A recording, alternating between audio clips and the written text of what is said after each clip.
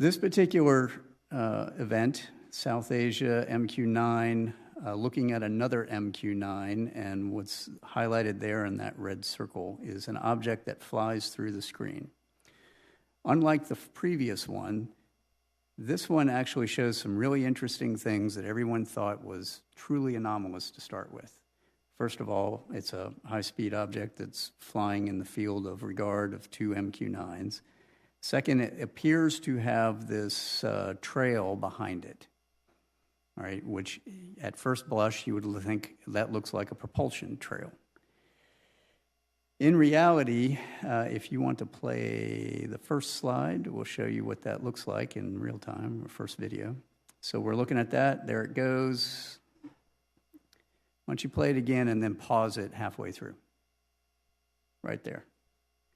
All right, if you might be able to see that trail there behind it. That's actually not a real trail. That is a sensor artifact. Each one of those little blobs is actually a representation of the object as it's moving through. And later in the video, as the camera slews, that trail actually follows the direction of the camera, not the direction of the object. We pulled these apart frame by frame. We were able to demonstrate that that is essentially a readout overlap of the image. It's a shadow image, right? It's not real. Further, if you later follow this all the way to end, it starts to resolve itself into that blob that's in that picture in the top left, right? And if you squint, it looks like an aircraft because it actually turns out to be an aircraft. Go ahead and put that on.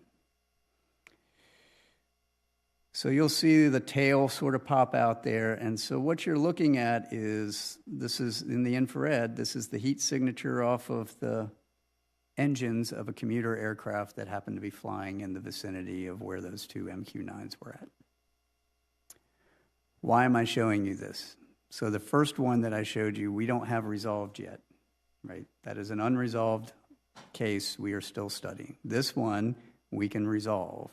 But this is the kind of data that we have to work with and the type of analysis that we have to do, which can be quite extensive when you have to pull these apart frame by frame.